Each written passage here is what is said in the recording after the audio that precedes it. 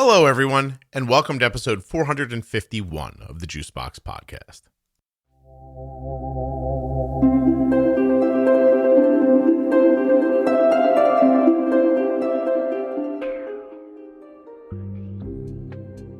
So sometimes I struggle to describe the episodes here in the beginning, and when I do, it's mostly because so much happened that I don't know how to encapsulate it. This is going to be one of them. You're about to hear Mike. Mike's an adult, he's a father, he's a husband, he has type 1 diabetes, and the best I can say is this is a story of him growing up and living with type 1. I think it's incredibly interesting and valuable, and I do not know how to put it into a sentence. Please remember while you're listening that nothing you hear on the Juicebox Podcast should be considered advice, medical or otherwise. Always consult a physician before making any changes to your healthcare plan or becoming bold with insulin.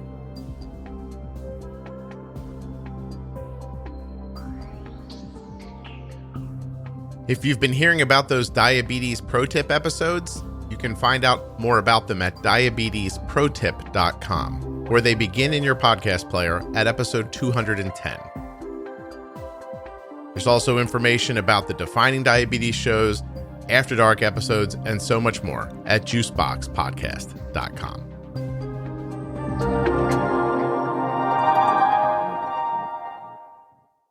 This show is sponsored today by the glucagon that my daughter carries, Gvoke HypoPen. Find out more at gvokeglucagon.com/juicebox.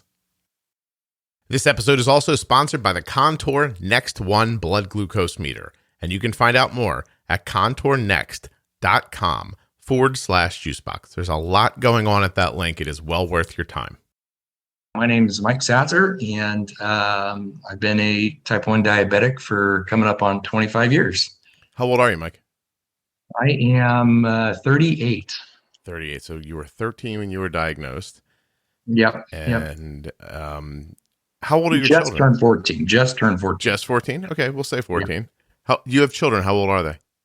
So I have a 12-year-old who thinks she's 17, a 8-year-old who thinks she's 5, and a 7-year-old boy who I don't know what he thinks. I'm sure he doesn't think much of anything. Yeah. Give me 1 second because I'm going to check your voice. No, you know what, Mike? It's all right. It's working. I wanted to check it in my ears. I think in my ears you're a little low, but on the recording you're good. Okay. Sounds good. So I'll turn my ears up a little bit. So the reason I asked about the age of your children is I was wondering if you are concerned that they might get type 1. So no, I'm not. And specifically because they're all adopted, which perfect. Yeah, which doesn't mean they won't get it, but if they get it, it won't be my fault. Mike's like, I can step back from that one and just go, hey, what a coincidence. Yeah. Oh, that's nice. How many should you have? 3? 3 children. Yep. You know I'm adopted, right, Mike? Oh, I didn't know that. Oh, Mike, you got to listen to all the episodes, not just some of them. So yeah. No, I am. That's funny. What led to adoption? Did you just want to adopt? Were you having trouble conceiving? How did that happen? Yeah, both actually. So my wife's family had a history of infertility, and my father actually is adopted as well. So when my wife and I got serious, my girlfriend at the time and I got serious about family, we just kind of had fairly frank conversations on if we couldn't get pregnant, would we be willing to adopt? And both of our answers were yes. And 5 years into marriage, we weren't getting pregnant. And so we just decided, all right, let's do this. So we adopted all 3 of our children through the foster system here in California. That's really lovely. But because you wanted children, you could never really enjoy the freedom and the great feeling that came with not being able to get pregnant and having sex. It's funny. I joke with a lot of my friends who, their wives have birthed children that when we brought our first daughter home, we were able to resume Yeah, be with each other intimately that same night, where they had to wait, a little while at least. Your celebration is definitely different than most of ours. That's for sure. That's right. That's exactly right. Do you Great feel boys okay? go. Is everything all right? Are you wearing a diaper? What's happening? Why is Yeah, that thing I don't get screaming? any of that. None of that's funny because I don't understand it. Yeah, trust me. It wouldn't be funny if you understood it. Oh my gosh. So, diagnosed at 14, was there any diabetes in the family line? Yeah, so none that we knew of. My dad was adopted, and we had no family history, none, medical or otherwise. So it turns out here the last number of years, my dad's been able to track down his biological family, and there is a significant history of diabetes there. But for us back then, it was totally out of the blue. Maybe your dad's not adopted. Maybe they sold him for insulin. It's possible. My gosh. Well, it's I feel your pain on that, because anytime that I'm involved in a medical situation, the doctor's like, so tell me about your medical history. And I was like, I'm the first one. So Yeah. I don't Yeah. know, and that really does, it's sometimes I think it hurts because you don't have any preconceived notions, but sometimes I think it helps because you don't have any preconceived notions and you can kind of look Right. at things clear-headeded. Right. But I know in Right. these situations, it would be nice to just have an uncle to tell you, like, oh yeah, hey, yeah, here's how this has gone, and give you a little bit of a head start. But that's interesting. Yeah. But like you said, on the flip side, if you have a family history of cancer or something like that, I feel like you're going to be looking over your shoulder, especially as you get older, like, oh, when's that cancer coming? So I don't know. There's probably positives and negatives to it. We have my mom's side, and then obviously I had my dad. So me not being adopted, the immediate family medical history was available, just nothing, past that, at least on my father's side. So, 25 years ago, you're regular in MPH? Yeah. So I took both long lasting throughout twice a day, and then, short acting insulin, generally 4 times a day. So, and I would combine the morning and night shot together. So minimum of 4 shots a day. I was supposed to take, though most of the time I did not take, especially through high school. Really? Tell me about that. What's that? Tell me about that. You just ignoring it, or what were you doing? Yeah. So, and also, sorry, my voice is super raspy. We're here in the Central Valley in California, and we've had tons of wildfires, and the smoke has just really gotten to me. Well, you're the only one that knows what your voice is supposed to sound like. To everyone else, Mike, they just think you have a sexy voice. So let it be. Yeah, I know. This makes me sound like I'm 88 instead of 38. So no, when I got diagnosed in 96, so like a little quick rundown, everybody's got, most everybody's got fairly traumatic story. My grandma, who my grandparents, we were very close to as a family, and she had gotten cancer late 95, early 96. And so, as she was dying from that, sometime in those few months, I developed diabetes, but or I don't know if develop's the right word.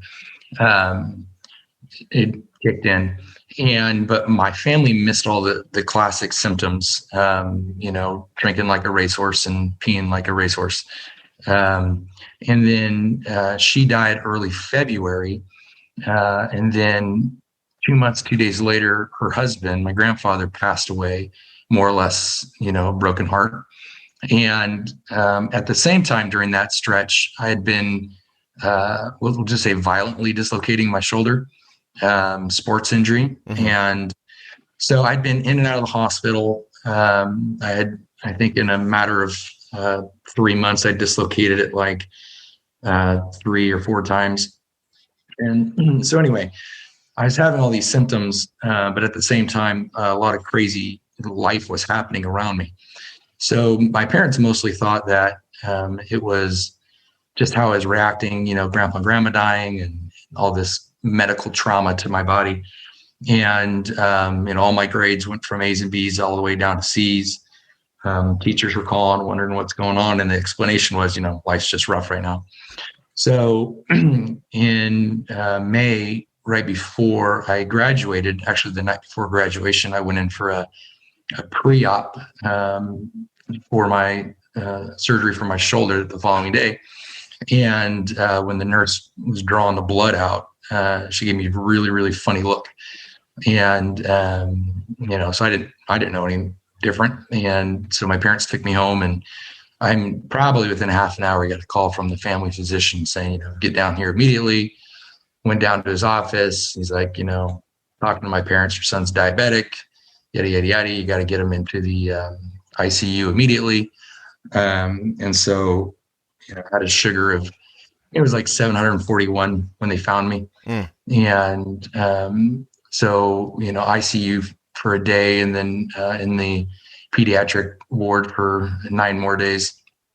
And I don't know, I kind of have a pretty easygoing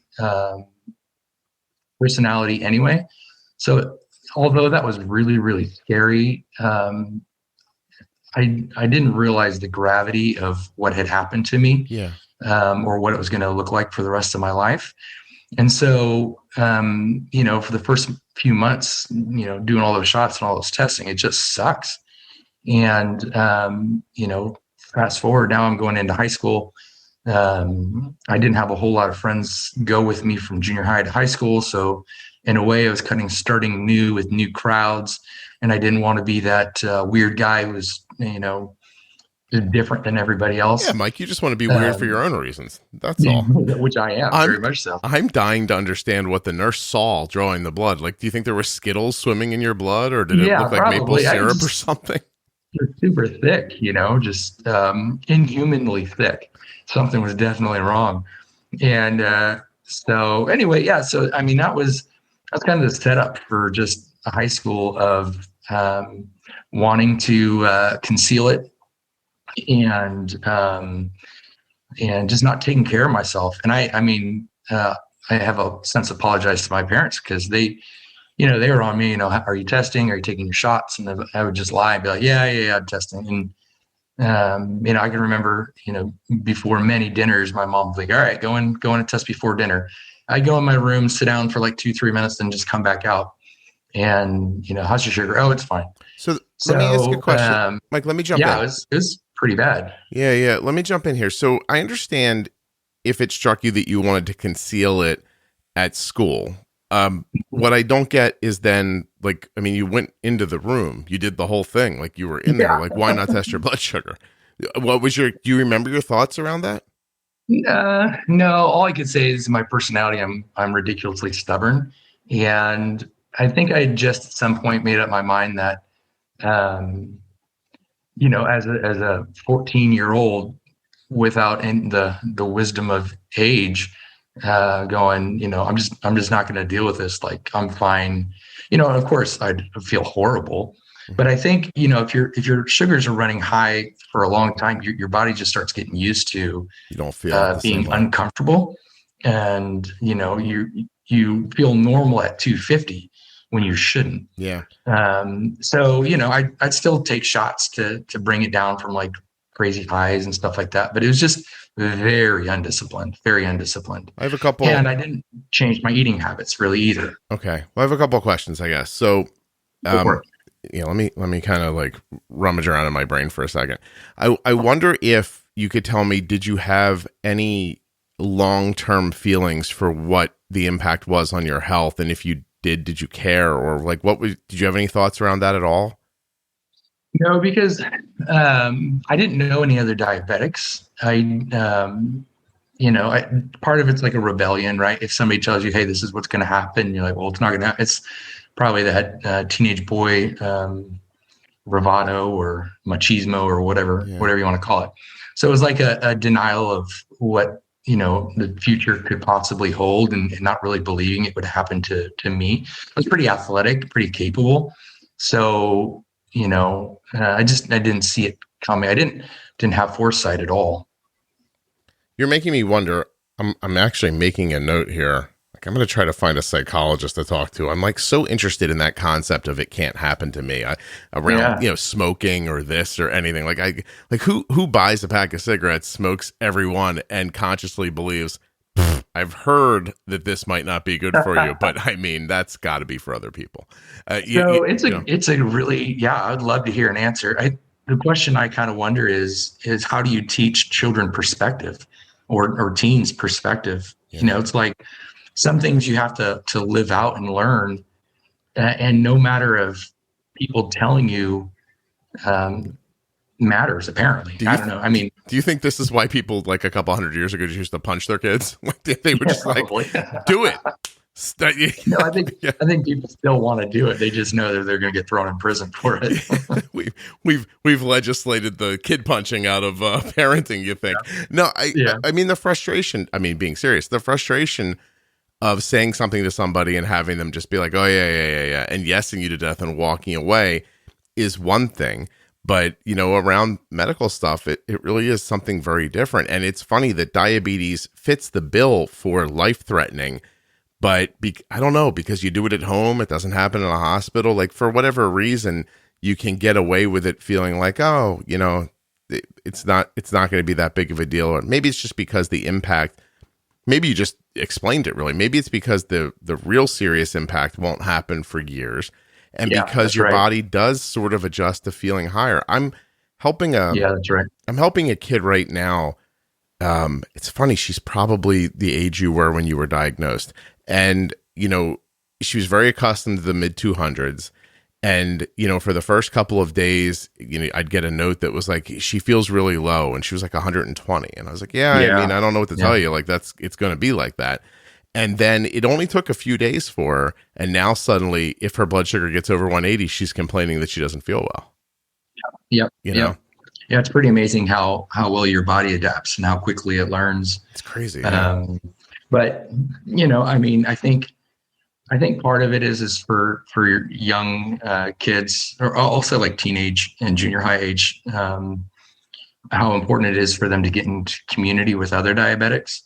I was so isolated, and there was no accountability and no like you can talk to your friends about something at that age that you don't want to talk to an adult or a parent about.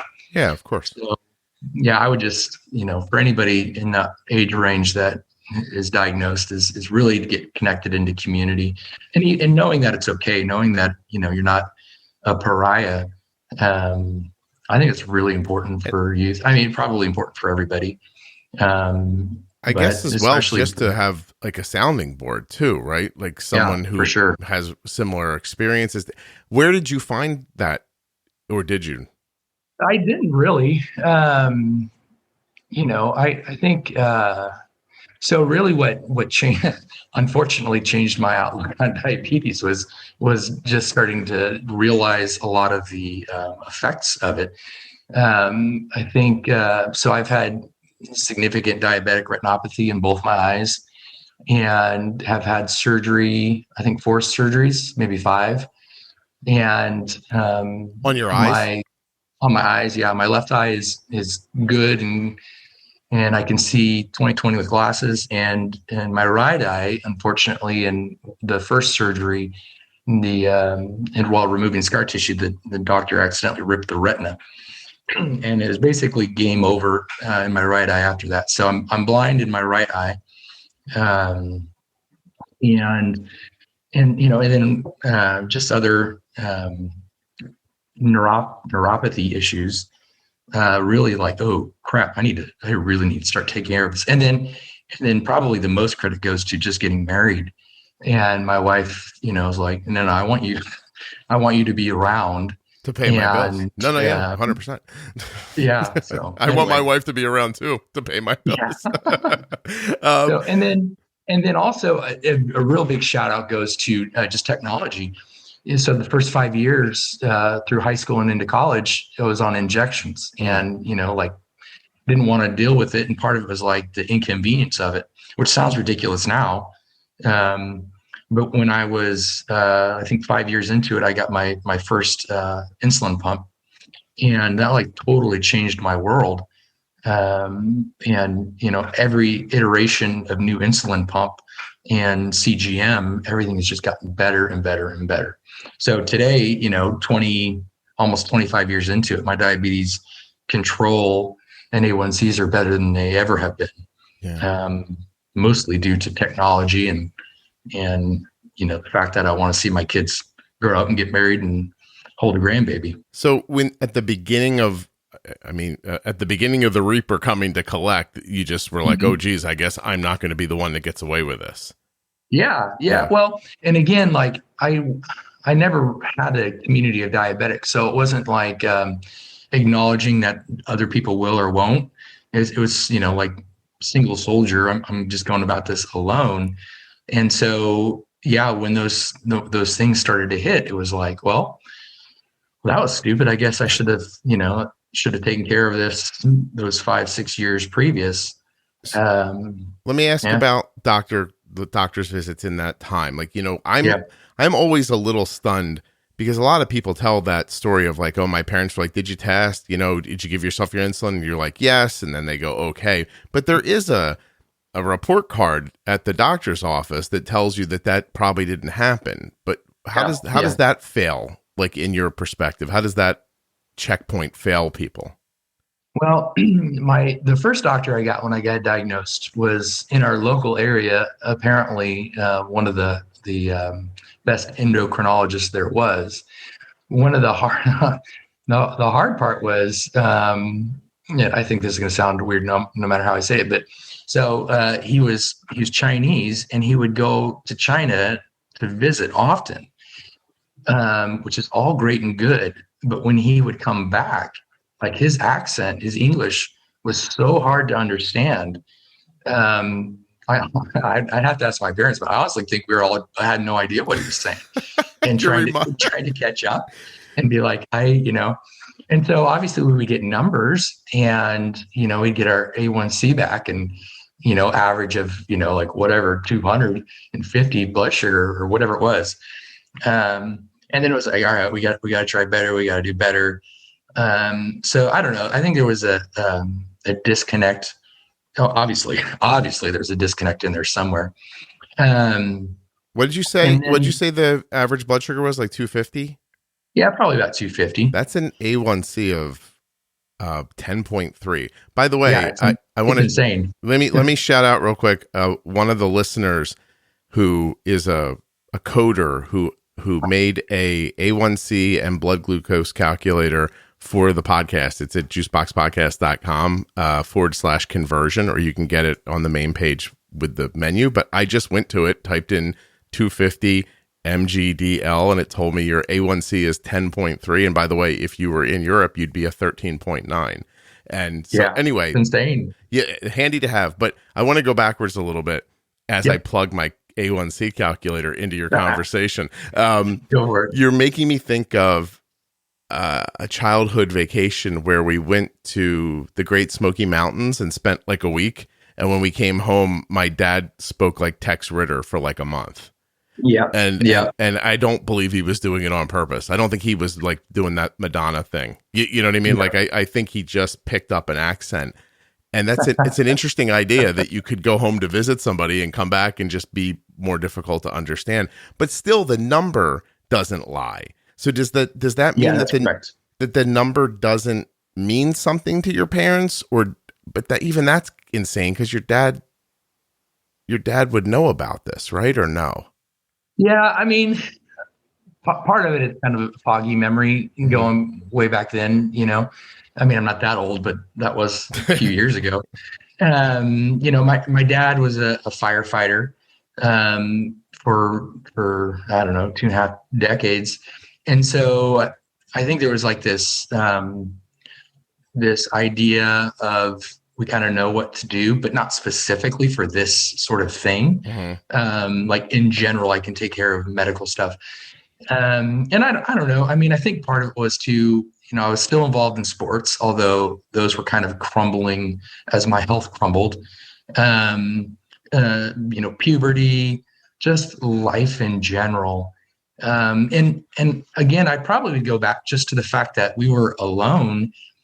and didn't have a community to really, tell my parents, what the heck's going on here?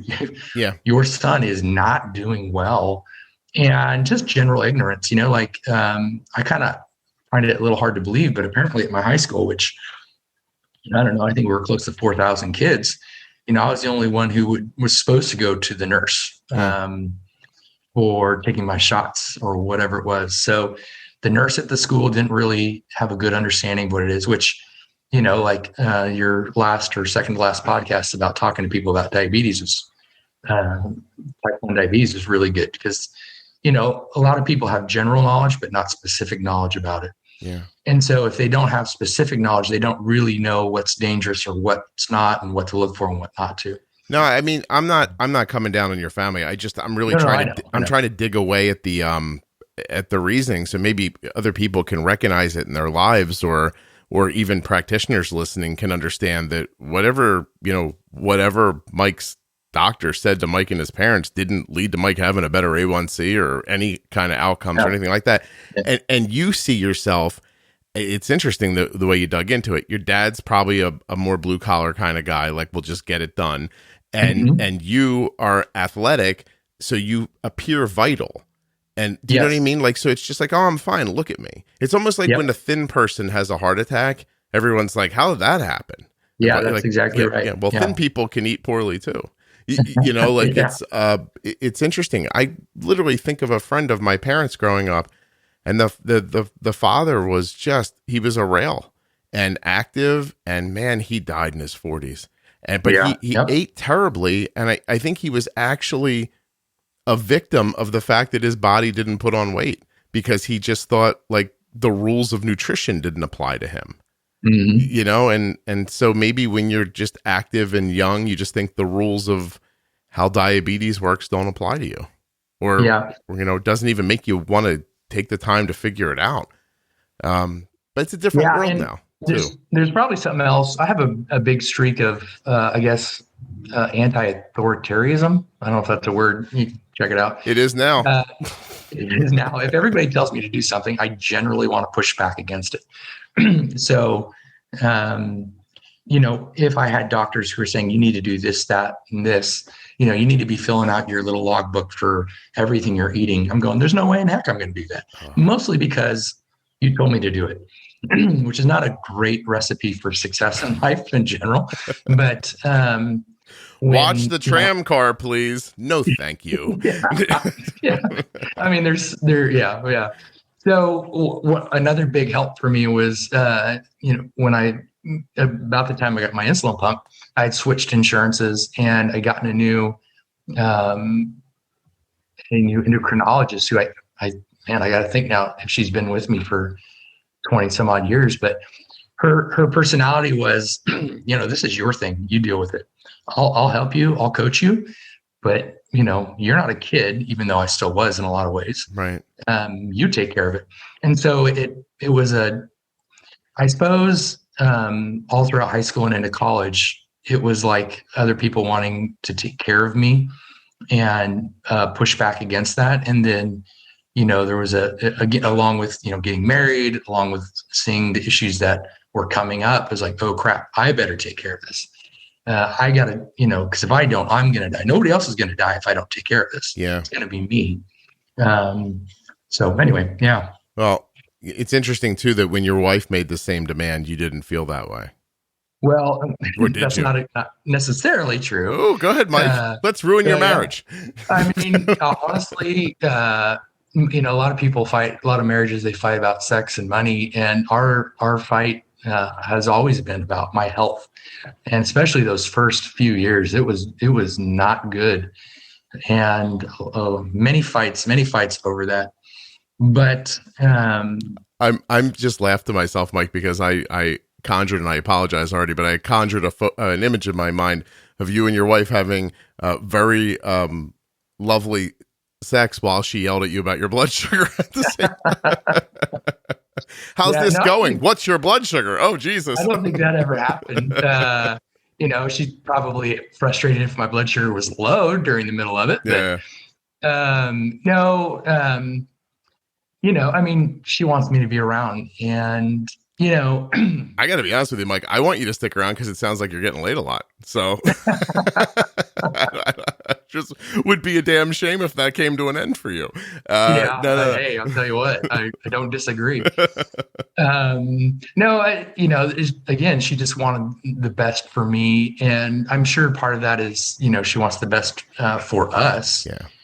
But a big part of it is, the best for me. And she's seeing me go through these eye surgeries, and all of the complications that goes with that stuff. And then as I accrued a couple more medical issues moving on, I was just like, hey man, you really got to take care of this. And her biggest frustration, if speaking on her behalf, would just be, the lack of me wanting to take care of myself, which ties into who I am as a person and my youth age personality. So anyway, yeah. Yeah. Well, your management style now obviously is different. You started the pumper in the college ages. What do you think would have been different if you were diagnosed today versus when you were diagnosed? Do you think how much is, how did you even find the podcast? What is it that's different about your life right now that would be valuable for people to know? Well, I mean, technology played a huge role in me being where I'm at today physically. I remember I've been on the Guardian from MiniMed for, I think, coming up on 3 years, something like that. And then the previous 2 years I was on Dexcom. I think it was the G5 back then. And that was like a mind-blowing, health-changing, being able to see that little arrow. Yeah. It was like radically changed the way that I saw my diabetes, what was happening, what wasn't happening, the trends, all that kind of stuff that your listeners, most of your listeners would know very well.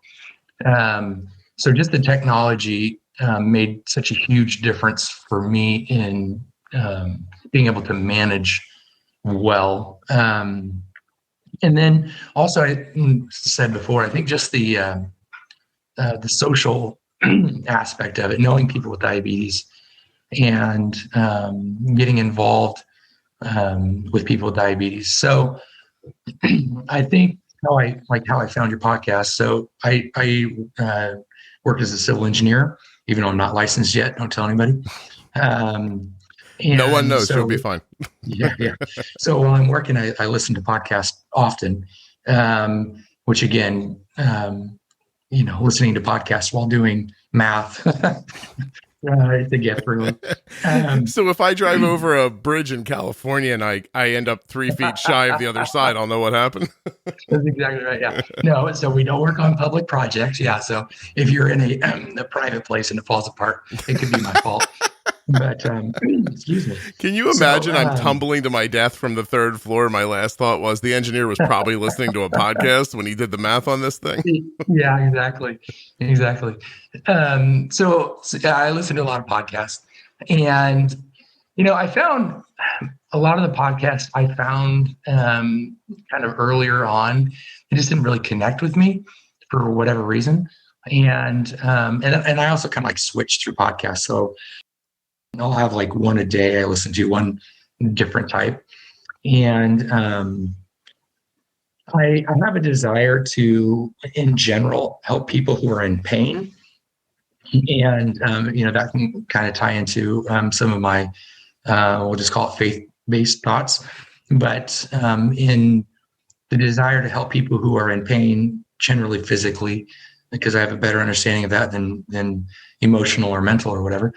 It's like, well, if you're going to do this, you need to really just be outside of yourself and get more reference on people and how they feel and think and what their experiences are. So, I mean, that kind of drove me to the podcast. And then I can't remember which one I listened to first, but as a general rule, if somebody's podcasting about diabetes that doesn't have it, it kind of irks me automatically. But for whatever reason, and I mostly probably your personality, yours doesn't irk me at all. And I guess, it's probably because I don't feel mothered and here's my, anti-authoritarian again. I feel encouraged by your podcast and not mothered. Well, there's a number of other ones that you're just kind of like, well, this is what you should do, and this is how you should do it. So anyway, I don't know. No. I listen. That was really thoughtful, and I'm very proud of myself for not stopping you in the middle to proclaim that I have the best diabetes podcast, because I felt like that's what you were saying. You listened to a lot of them; they didn't work out for you, and then you found this one. I was like, oh, this is where I want to be sarcastic right here, but I let it go because you were really thoughtful. I appreciate knowing that, and I appreciate that it strikes you that way. I don't want to tell anyone to listen, Mike. Let's strip all bullshit away for a second, right? And let me tell you something. Yeah. I could take you and 900 other people and fix your blood sugars by Wednesday. I can do it. I know how to do it. I'm good at it. But I don't think there's any benefit to people with type 1 diabetes for them to be spoken to like that. I can see where that would just rub you the wrong way immediately. Not even just because I don't have type 1 diabetes, but because you've been in this fight for so long and it's not going your way. I can't imagine how infuriating it would be for someone to come along and go, oh, no, just flip that switch and turn that dial and just let's move that to there. Okay, there you go. That would make me want to jump off a building if someone did that for me.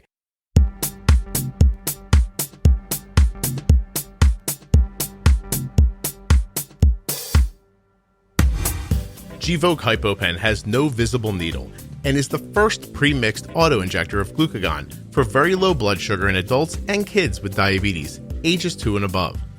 Not only is Gvoke HypoPen simple to administer, but it's simple to learn more about. All you have to do is go to gvokeglucagon.com/juicebox. Gvoke shouldn't be used in patients with insulinoma or pheochromocytoma. Visit gvokeglucagon.com/risk.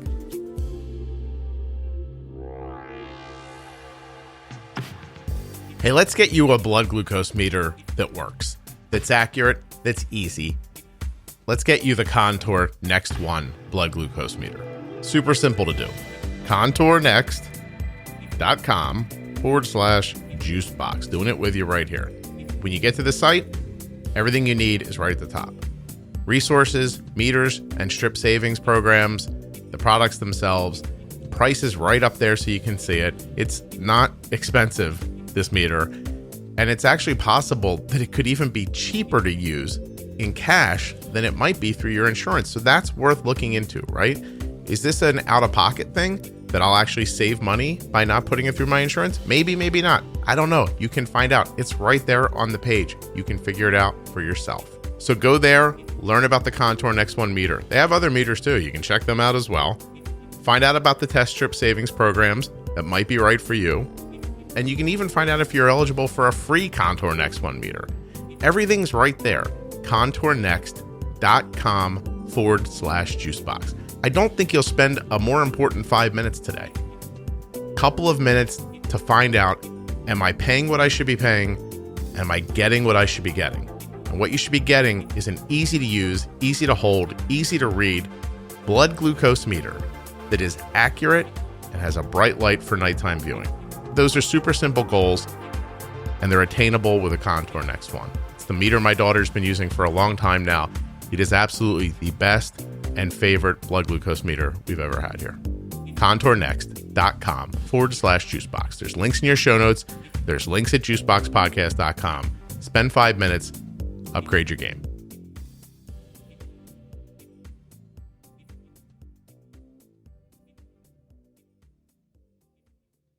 And it's also just the idea that, you could fix it by Thursday, or, in a few days or whatever, but you're not going to be there necessarily next year or following or whatever. You'd screw it up by Friday again. How to take care of it. Yeah. You'd mess it right back up again because you have these.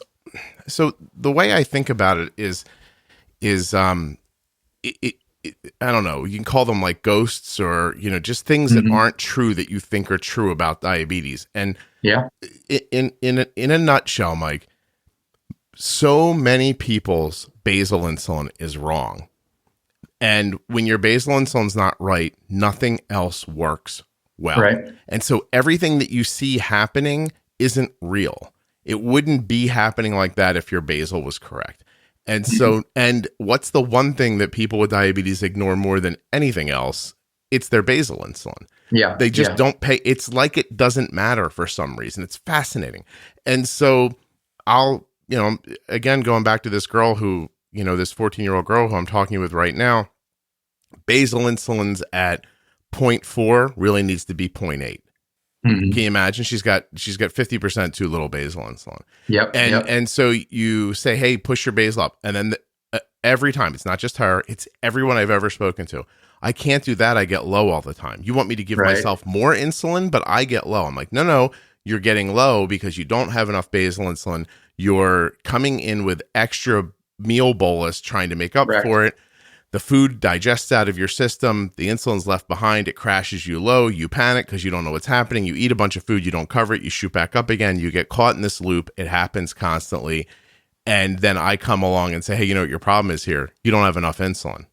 And their minds just overload. They don't know how to think about that. So even when I put this person that I'm talking about where they needed to be, I've watched them for the last 3 days because of their preconceived notions that are all built on these ghosts. They make the wrong decision at every turn.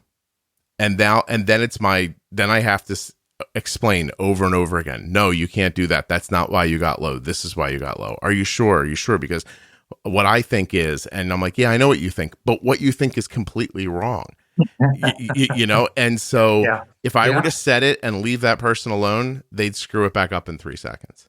Yeah. And that's exactly the story of my life for the first, 10 years of pumping. Was having my basal way too high to cover, to have my basal way too low and cover with these giant boluses at meal times, which, cross my fingers, was correct enough. And that was a arm wrestle that me and my endocrinologist have had for years and years and years and years. And it took a long time to swing that back around to correct proportions. Yeah. And knowing that, and me being around this for so long that I understand that about people, that's why the podcast works, because it's not trying to jam it all down your throat in 1 hour, or it's you have to keep listening so that my voice is that tapping on the back of your head that makes you one day just go, okay. Like I know it's not apples to apples because this isn't management, but I one time got an email from somebody that just said, it was a very simple email, and it said, okay, you win, I'll get an Omnipod. and I was like, what? Like there was nothing else to the email. And I laughed when I read it, because what I recognized is that he had listened to this podcast for so long that he was finally like, I'll try this pump. I mean, I'll do it. And it wasn't even, I don't even think it was his decision at that point. He was just like, oh my God, I've heard about it enough. I'll give it a shot. And I think that about management too. Like one day you're just going to be like, oh my God, I'll pre-bolus if this guy will just shut up, you know? Yeah. And so, 100%. Yeah. 100%. And it just takes time, man. It takes time for it to sink in. It's easier when you're dealing with, the newer diagnosed people are the easiest, because they have no preconceived notions of what this is. So you just tell them, do this, and they go, okay. And then it works. And then they're like, huh, that worked. And that's the end of it. Yep. I don't know. It's us old people that are the hard part. Yeah. You're all thinking you know what you're doing. You don't. Yeah. Listen, I say it all the time. If you knew what you're doing, your A1C would be in the mid-5s and it would stay there stably with very little effort. And that would be an indication that you know how to use your insulin. That's it. Not that hard. Oh, that's fine. Yeah. Well, not that hard. It's incredibly hard, Mike. That's why the podcast is popular, because it's hard, Yeah, no doubt it is. I think I've been bumping around in the low 6s, right around 6.0 for a long time. Mm-hmm. And I know for me to get under 6 that I'm gonna have to really, start cracking down on stuff too. And part of me is like, am I okay where I'm at? Do I want to focus so hard on this one aspect of my life? And which is, important. It's a big part of who I am. But it's not all of who I am. So it's hard in a way where it's like trying to decide how much time you spend on your overall health versus the time you spend living. I suppose those are obviously tied together, but it's just kind of an interesting equation. No, you make a good point. You really do. That's why I pride myself on taking some of these big concepts, explaining them out over episodes, but also whittling them down to basics, so that in the moment the basics lead you and the episodes educate the lead. I don't know if that makes sense or not, but in the end, man, get your basal right, assess it periodically, pre-bolus, and understand the difference between carb impacts. It's glycemic load and glycemic index. It's the whole game. That's it. And after that, it's timing and amount. Use the right amount of insulin at the right time, and you're done. It fits on a business card.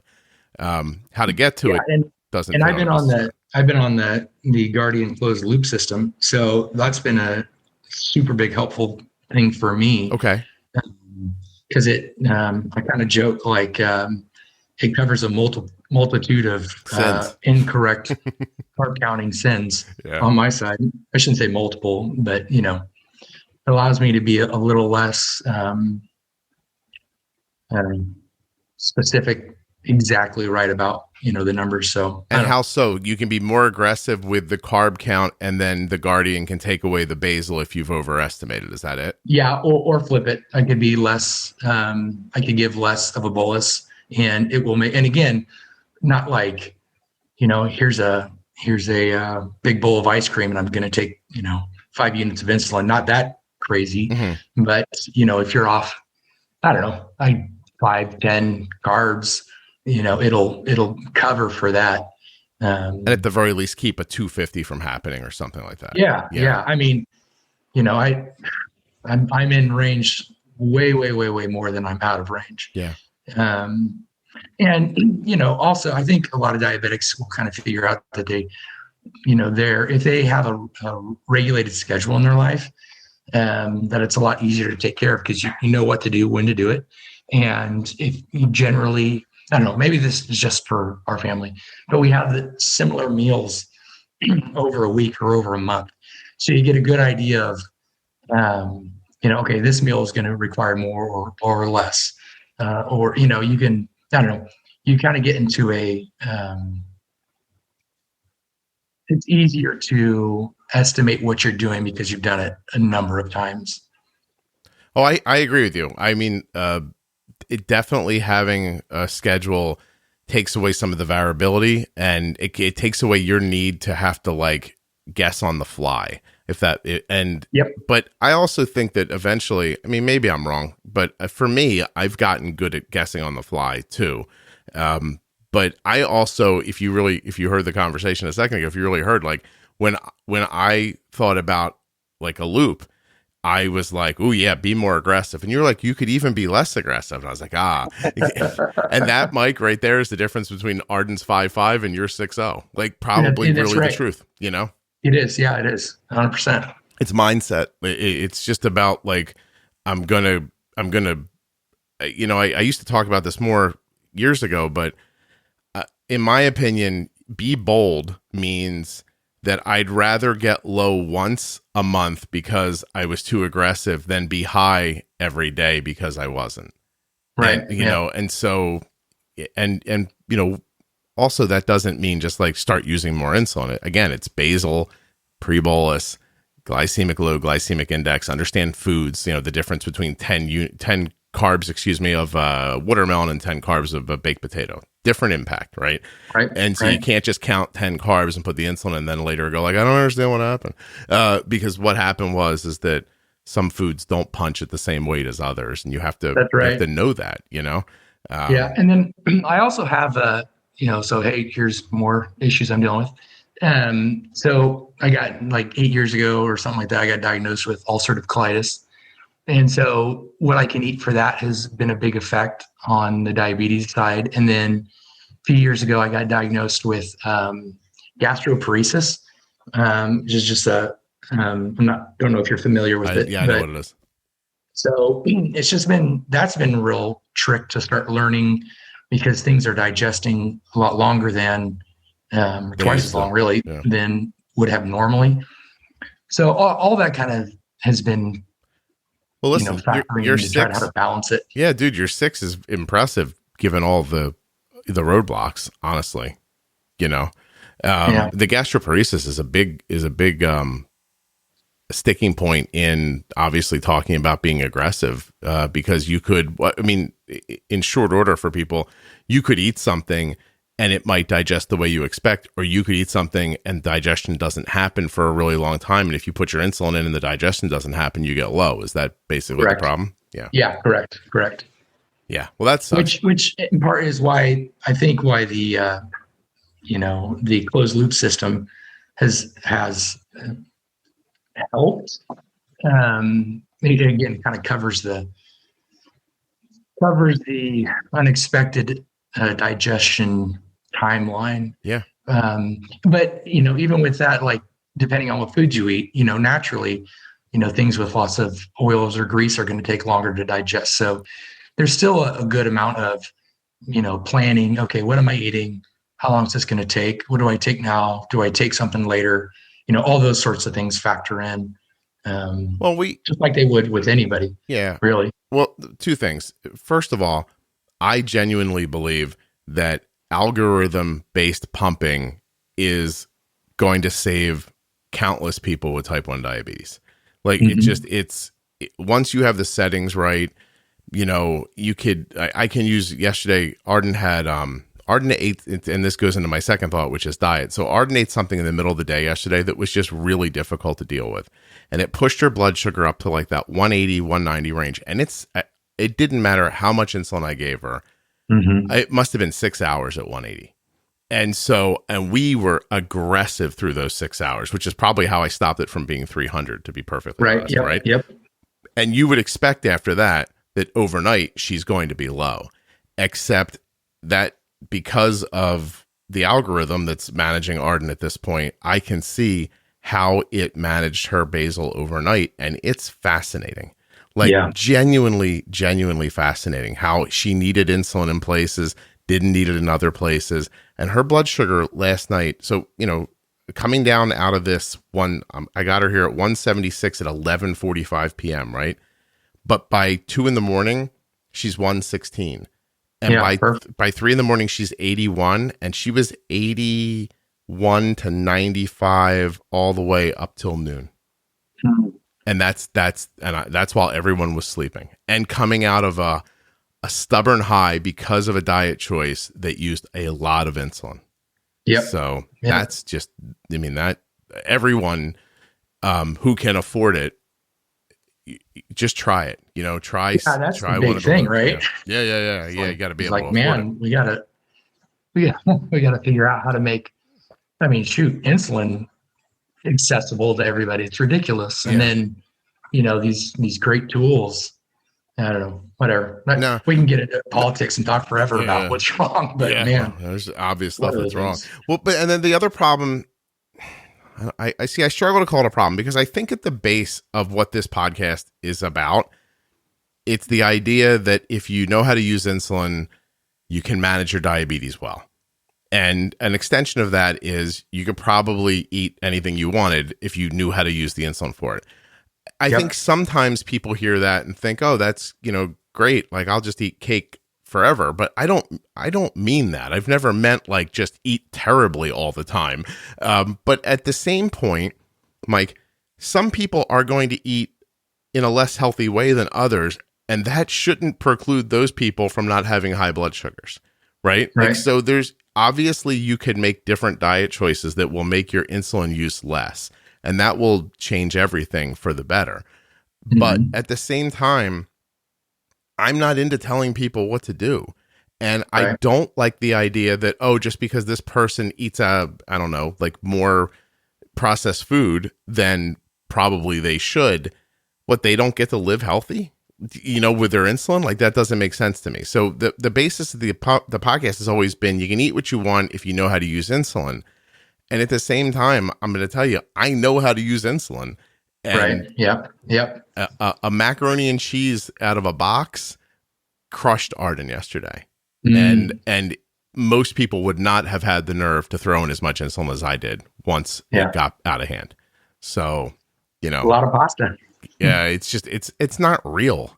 Like I can give her there's other pasta I can give her that wouldn't do that to her. But it's in a box. There's cheese. So you're not sponsored by Kraft Macaroni is what you're trying to say. I don't think I'm ever getting that one. No, because listen, I'll speak right to you, Kraft Macaroni and Cheese. That stuff is hard to use insulin with. Certain it's not poison, to be perfectly honest with you. And so people need to understand that it's a choice, right? Like I looked at Arden when she said, yeah, I think she's getting her period, if I'm being honest. And she's like, you know what I really want? And I'm like, oh God. And so I said, I don't think I can keep your blood sugar down with this. Like, I'll give it my best shot. And she was just like, I don't care. So, that's going to happen to people. And when that's going to happen to people, they shouldn't end up needing eye surgery 20 years from now, is what I'm saying. Yeah, no, they shouldn't. And I think, I think a lot of the tools are out there that help make up for bad decisions and bad self-care, which isn't an excuse to have bad self-care.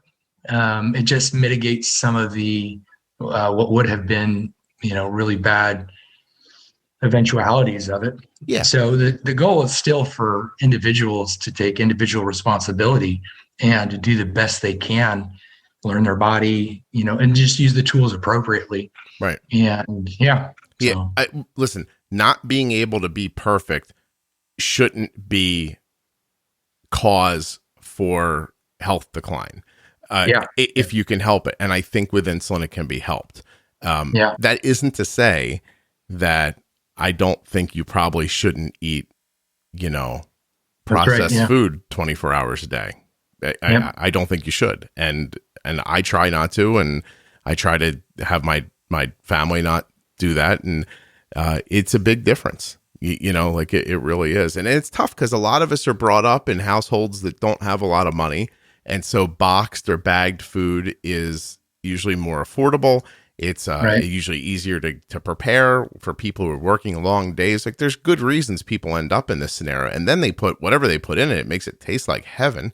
Then you eat real food and you're like, oh, so bland. It's like, it doesn't have 19 chemicals in it that make your brain go, oh my God, this is amazing. And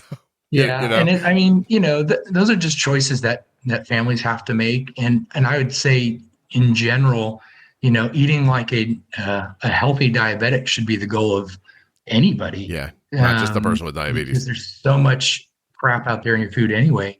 And, I get it. Like if you're on the road and you need to go grab something, you just need to go get it. Yeah. And then, like, what are you willing to sacrifice monetarily in life if you can? Like you said, there are people who can't, period. Yeah. But if you can, like, hey, maybe we give up this toy and work on eating a little better, a little healthier. So, but, and those are all just, again, you can't legislate that. You can't boss people around. That's just got to be either a self-discovery or an encouragement to go, hey man, this is going to be, Yeah. And I don't have high hopes for it for the United States in that regard. I think it's just going to get worse. Just in general, it's, path of least resistance is usually the path that gets taken. But I think just in general, that's really what I mean for the podcast to be. Like the information's here, okay, now you know how to use the insulin. Your choice about what you eat next is not up to me. And I'm not going to sit here and tell you what to do. I am doing a series with people about how they eat. So people are coming on and talking about different ways of eating. And so that'll be there too. And maybe someone will hear it and go, oh, wow, I'll try that. But the concept that I'd come along and tell them, you have to do it like this. And if you don't, you're going to die. I mean, listen, even that might be true, but that's not my place. And, I'm not into telling people what to do. So and the more you tell them, well, and maybe this is just my personality again, but I feel like the more you tell them, the more they'll resist that and be like, no, I'm going to do what I want to do. Dude, you think you're the only one that feels that way? Nobody wants to be told what to do. That might just be a certain strand of people. Yeah. I think no one wants to be told what to do. Some people push back and some people don't. Yeah, that's true. That's true. Yeah, I hate being, oh my God, there's some things that make me so upset. Being told what to do, I hate. I don't like the concept of wasted time. It breaks my heart. and I'm sure that, if you had a VCR and you had tapes of my whole life, it wouldn't be hard to figure out why I feel the way I feel. But there's just some things that just ring a bell inside of you, and then your personality takes over. Are you a person that just goes, oh, okay, I'll let it go? Or are you somebody who just fights? And I mean, you sound like you fight, and I fight too, That VCR reference totally just dated you. My dad, we were so broke, right? You want to know, you want to know how, if in hindsight, I can tell my dad was going to leave my mom? Here it is, right? Oh. We were broke in a way that is hard to put into words. And a VCR, when they were first available, cost $1,000. Oh my gosh. The only thing you could do with them was either tape, something from your television, or you could go to a place and rent a movie to watch. Now, in my town, you had to go to a pharmacy who had a small room in the back where there was maybe 30 choices of movies to rent. And renting the movies was really incredibly expensive too. Yeah. My dad comes home one day with this VCR. And to say that the VCR was now the most valuable thing in the house would have been an understatement, and so everyone's like, we never spend money on anything. Like, what is this? And then I realized, I think my dad had decided to leave us, and he was trying to sprinkle things in the house that I don't know exactly, but he clearly stopped worrying about financial things. Yeah. And started just being like, here, you guys, you'll like this. Now, meanwhile, the pharmacy was too far from my house to walk to, and he was the only one that drove. So when he left, I had $1,000 box sitting under my television. I couldn't do anything. Kind of ended up being mean. You know what I mean? Yeah. Kind of a jest. You should have sold that thing and went out and you bought some comic books or something. Yeah. Listen, I was angry back then. I should have thrown it through the window of where he moved to. But anyway, everyone has stuff going on in their lives that, or has gone on, that impacts how you act today. And, there's plenty of people who get nervous or stressed and reach for food because who knows why? Because, maybe they were sad one day and their mom came along and they're like, here, honey, have some chocolate, because they didn't know what to do for them. And my point is that when you eat that food, you shouldn't have to have a blood sugar of 300. So, ways to avoid it. Yeah. That's what the podcast is for me. It's good. Yeah. It's managing insulin, and then you decide how to do it from there. Have we missed anything, Mike? Well, I guess I would, real quick, I kind of think, the way that we got connected to do this podcast was tell people. Yeah. So you had a podcast with Jenny, I think. I don't think. And I think she's Jennifer or Jenny. I've never heard anybody call her Jen. Yeah. My sister's Jen, so I don't know. I get it mixed up. Anyway, and it was on the MiniMed and the Guardian closed loop system. Oh, and so you guys went through it, and I got all fired up in a negative sort of way, and I just felt like it was, in general, You took it bad. Yeah, it was. You were like, they did a hit job on the Medtronic, and I love the Medtronic. Yeah, you yelled at me. Hold on a second. I wonder if I can find that. Well, I wouldn't say. Well, it was via instant message or not instant message. That's AOL. Holy moly! Yeah. Now I'm dating myself. Now, so after I listened to it, I'm sitting there at work. And I stop on my civil engineering, and I pick up my phone and start typing something on Instagram, and I get it out. And then as soon as I send it, I go, "Oh crap, man, that was stupid." So then I delete it, and I'm like, I need to have a better, more measured response, and just kind of share my feelings. And then seriously, within 2 seconds, you popped a response back to me, something to the effect of, "I saw your message," and then you deleted it. Would love to chat. And I was like, oh crap, I got caught.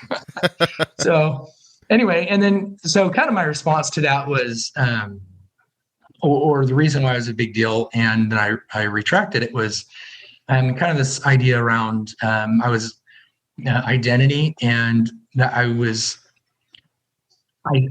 find identity in my Medtronic pump and CGM. Mm-hmm. And so the problem was in that I felt, part of my identity in being crapped on, really, or that's how I perceived it to be. Yeah. And instead of having a measured response, going, "Hey, let's talk about this. These are what I see about it. These are how it's really saved my life in a lot of ways." The initial reaction was just anger and lashing out in a way, and digitally yelling, "Hey, you reckon?" And, so I think that's kind of how this conversation started, because, something in my life that I have been working on is really, where do I find my identity? And when you identify in something, or where you find your identity in something, those people in that group that align with you are kind of your team, or your tribe, for lack of another term. And so anybody who's outside of that, there can be this automatic response of, well, you're not us, you're not one of us. And so then there can be a negative view of anybody outside that, which ultimately is super unproductive and super unhelpful. And so just the idea of like taking a step back and be like, look, like we can disagree and have a great conversation about the pluses and minuses. I don't need to be defensive. Yeah. So that's kind of the genesis of us meeting. Yeah. How we got together. And I have to tell you, I really was being genuine. I was interested in your thoughts because I didn't feel yelled at. I was like, wow, he really identifies with this pump. And so that didn't strike me for two reasons. One, I don't use an insulin pump. And I guess, and also my daughter doesn't feel like, I don't think she feels like her diabetes. So that's a different, like, that's outside of my concept. But also, my brain just doesn't work like that in general. Like, when people, you watch a football game and your team loses and people are just destroyed for days. Yeah. I don't feel like that. Like a football game is entertainment, and when it's over, it's over. And I don't ever think about it again. Like 10 minutes after the Eagles won the Super Bowl, I kind of forgot the Eagles won the Super Bowl. I was like, wow, that was really exciting. And then like it was sort of over and I didn't care anymore. I don't have what you're talking about, that tribal feeling to things. Even when I watch my son, and maybe I watch my son play baseball, and like, so my son can pitch and actually throws really hard, but doesn't pitch. He's not a pitcher. But this summer and at other times, it's happened to him in college and a couple other places. There are times when they run out of pitching and they're like, hey, he throws like 90 miles an hour, and, and he'll get in, and people are always saying to him, I'm surprised at how calm you are given all the pressure. And his response is always the same. I don't feel any pressure. And they're like, why? He goes, well, A, I'm not a pitcher. I'm doing you a favor. And so you'll get what you get. And B, I don't give a crap if we win this game or not. And and I was like, I never understood that, because he's felt like that forever. And I'm like, what do you mean you don't care if you win? He goes, and he'll say, look, I don't mean I don't care if we win. Like, I want to win. Everything I'm doing is geared towards winning. But this day is about me doing my best, and that's it. And if that doesn't end up in a win, he doesn't see that as part of his, I don't know, identity, I guess. Like he he showed up and he did his best. I'm not connected to this game except for the fact that I'm playing in it. But how this ends doesn't change who I am or what I did. And so that I think is kind of the concept around here in general.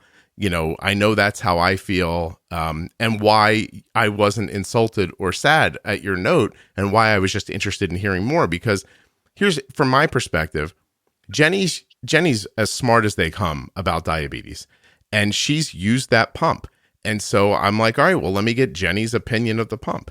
And I'm sure if I would have gotten you would have given me a different opinion of the pump, but you also have a different story. And Jenny's story is more clean in that her management is good. She knows how to use her insulin. She's got, real ideas about all the pumps. And so her opinion, I can't believe I'm going to say this to you, but her opinion about the Medtronic pump carries more weight with me than yours does. Yeah, for sure. Right. And I totally get it. But I don't mean that in a bad way. It's just like, I think hers is more what, what a reporter's supposed to do, right? Like just talk about like the facts as well as they see them. And so I wasn't like, oh God, I did something wrong, I'll fix it for this guy. I was like, look, we did a thing. I'm proud of how we did it. And now let me find out why it made you feel that way, because I think that would be interesting.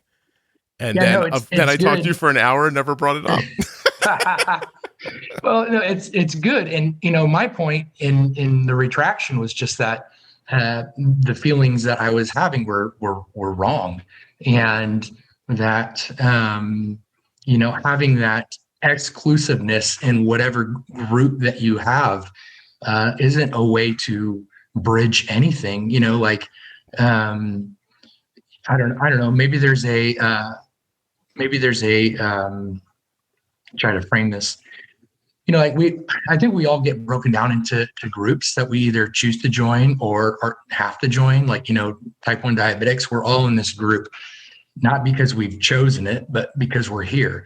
And so now if we're, listening or watching commercials for type 2 diabetics and again, maybe this is not your personality. It's my response, like, man, those dumb type 2 diabetics, they don't know how good they have it, or whatever. Or do I have a feeling of empathy and like, man, yeah, I get it. Like, this sucks for you. And, how can we build a bridge? How can I be empathetic? And my initial response in general is a selfish and like a protective of the group that I'm in general. And we obviously broke down all the way into, the specific pump I am wearing. Yeah. So it's just that idea of like, like we need to be, as people, and especially now in our world, people who work on building bridges outside of the groups that we're already in, again, whether by choice or not by choice, and working on empathy and sympathy to move forward. And so that's what I wanted to, well, I think you did that. Work through. But you did that because you made me aware of something that I honestly never would have considered. And at the same time, I'm thinking, listening to you, that I think hearing that, having that reaction, reconsidering it, and then meeting up with me today, I think might have ended up being valuable for you as well. Am I right? Oh yeah, for sure. Yeah. For sure. I saved you, basically, Mike. No, I'm just kidding. Oh man, maybe you taught me a life lesson, or helped me relearn a life lesson that I've had to learn hundreds of times before. Well, I hear what you're saying, Mike, and you're welcome. No, I'm just kidding. Thank you, Scott. I appreciate it. No, I was just kidding. But no, I mean, like, listen, let's be honest. That's what conversation's supposed to do. Oh, for sure. And we really have gotten into a weird space where between headlines and tribalism and wanting our team to win all the time and not having context for what we're talking about anymore, and feeling like, it used to be called politically correct, right? But now it's woke culture, where just anything that seems wrong has to be burned to the ground, and there's no nuance in any conversation. Like, that's not a good way to come to an end. Like, what you and I did that's how people are supposed to talk to each other. Yeah. 100%. And that, I mean, if anybody's listening, that's what I would love, the legacy of this episode is just have conversation, view the other side, weigh it, and take the pros and the cons and go from there. Doesn't mean we got to agree. I may never be a fan of the Omnipod, but that doesn't mean that I have to hate you for, every single episode talking about the Omnipod. Yeah. You also should take conversations about the Omnipod as conversations about pumping. Just from my perspective, that's right. A pump is an Omnipod. And right. Look, it's easy to get these things confused because of ads, but I want you, whoever you are out there, to do whatever works for you. If you put an Omnipod on and it turns out that the cannula angle or something like that doesn't do well with your body type, then get a different pump. That's it. Excuse me, Omnipod. Yeah. Hold on one second. Neither I nor Omnipod has the expectation that my job is to talk every person with diabetes into using an Omnipod, right? And by the way, they might expect that. I don't know about you. You know what? See, the interesting thing is, no, I know they don't. I know. Yeah, because of conversations like yesterday, I put up an episode yesterday where the person said, I tried an Omnipod. It did not work for me. Yeah. And I got rid of it. And we had a whole little conversation. If you go back and listen to that one, I don't know what it is, 373 maybe. And you really think about editing and listen to the conversation. I could have edited out what she said about the Omnipod. Right. But yeah. I would never do that. They would never ask me to do that. And I don't think that would lead to this being an honest conversation with people. So I just want people to be better. Don't get me wrong. Like making a podcast, not just any podcast, making this podcast is time intensive. This is a full-time job, right? Mm-hmm. And so if I can't get compensated somehow, I can't make the podcast. And I am not going to ask you for money, the listener. Like I'm not going to put up a Patreon and say, or ask you to pay for, put it behind a paywall and tell you every episode. Let me tell you something. If I put this thing behind a paywall and made you pay 99 cents for every episode, I'd be wealthy. Mm-hmm. But I'm not doing that. And I would never do that. I'm going to make my money through advertisements like a good American. And if I and if I can't, then I can't. But that's the way I'm going to try to do it. I could never take money from you. I just had someone ask me the other day if they could pay me to fix their kid's blood sugar. And I said, I'll fix your kid's blood sugar, but there's no way I'm going to let you give me money. Right. But that's just... Well, they can give me the money. I mean, just send it my way. Listen, Mike. Again, I meant everything I just said, but if someone's getting the money, it's going to be me, not you. Okay. So, but no, I just don't think good health should cost extra. Yeah. That's all. Well, yeah. And I guess I would, just to put a bow on it, what you said a minute ago, just about, you just want people to be better or healthier or however you verbalized it, is like, that's the goal of discourse, in my opinion. And having conversation is just like, let's get better as a group, and whatever the issue is, whether or not it's, pumping, diabetes, whatever, politics, race, just have the conversation and let's work on getting better and getting better as a people and as a person, as an individual. We ignore nuance. We don't take time to find context. We make leaps. The guy's not wearing a mask. He doesn't care about my health. Right. That's it. Just like that. I don't know if that's true or false. Might be either. This politician is on this side. This one's on this side. That means that one is for this and that one's for that. Oversimplification, right? Yep. I subscribe to a concept. I've spoken about it here once, but there's an author. He's long dead. He killed himself. So, but he wrote a commencement speech and delivered it called "This Is Water." And I know now everybody who hears my accent is like, that's hilarious. His name's David Foster Wallace. I read "This Is Water" once a year. I give the commencement speech in a small hardcover book to everyone who graduates from college that I know. Because in that commencement speech, among other things, what the author is saying is you don't know why people are doing things. And I've always kind of taken his thought and boiled it down to this. Like, a guy speeds past you in traffic, cuts you off, almost kills you and speeds away. And your thought immediately is, this guy's a bad person. He doesn't care about other people. He doesn't care about safety. He's terrible. And I think it's very possible that that's true, but I prefer to think maybe he's just really got to go to the bathroom. And I've driven fast having to go to the bathroom before. Now, is that true of everybody that cuts you off? It's not. But it's much healthier for me to believe that it's possible and to not judge, because the truth is, for someone who just cut me off in traffic, they're really just trying to get to a McDonald's and run through the place like a lunatic so they don't soil themselves. And when the truth is that some people have a good reason for doing what they're doing and some people have a bad reason, and I've done those things for what I thought were good reasons, it seems very strange for me to just assume that everyone I see is an ass and doing stuff for the wrong reason. And so like when you're yelling, and you were yelling at me, it's fine. But like you were really pissed. And I just thought like, this is interesting. I wonder why he's mad. Let's find out, And because I can make up reasons why I think you're mad all day long, but that's not the truth. And now we know why you were upset, and we know about a million other useful things about you. And maybe the next time somebody pisses you off, you'll stop yourself. Maybe we all won. Anyway, context and nuance.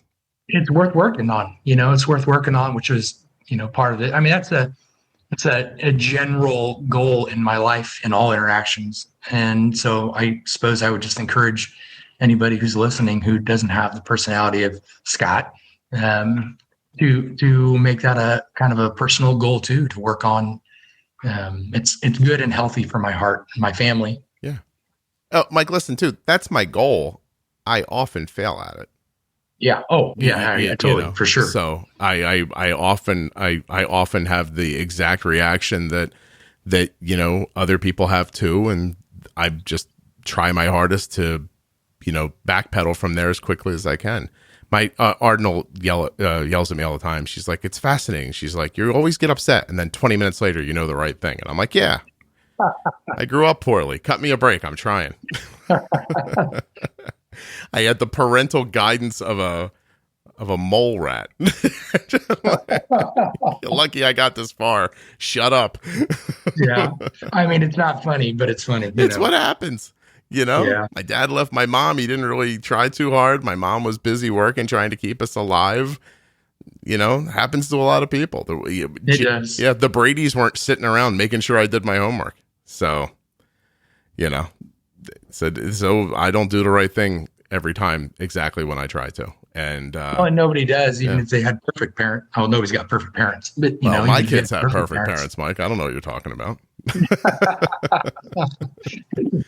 Yeah, if there was such a thing as perfect, there wouldn't be therapists. That's for sure. That'd be the first thing.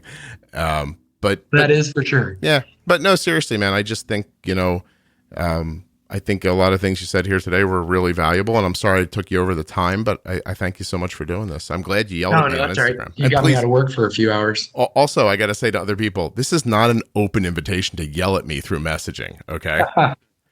Mike's note. Free country. We got First Amendment rights. Yeah, you send all the notes you want. I'll just block you. I don't want to be yelled at. Mike's note hit me the right way. Yeah, don't be like, I have some stuff I'd like to tell Scott. Keep it to yourself or start your own damn podcast. Leave me alone. Okay. There you go. Yeah. Should have a message board for just people ranting. Nobody's going to read it. Just a place for you to rant for a while. Yell and scream. People used to go for a ride and scream in their car. Get back to what works. Okay. Yeah. just pull over and don't cut somebody off while you're doing it, or else they're going to have a big, heart issue of, identity if you're cutting them off. Go cry in the shower like a normal person. Leave me alone. Okay. There you go. Mike, thank you so much for doing this. I really appreciate it. Yeah. Thanks for the time. I appreciate it, Scott. That's my pleasure. A huge thank you to one of today's sponsors, Gvoke Glucagon. Find out more about Gvoke HypoPen at gvokeglucagon.com/juicebox. You spell that GVOKEGLUCAGON.com/juicebox. I'd also like to thank the Contour Next One blood glucose meter for being a sponsor on today's show and of the podcast in general. Find out more about that great little meter at contournext.com/juicebox. And of course, to Mike for coming on the show and so openly and honestly describing his life with type 1 diabetes. I'll see you soon.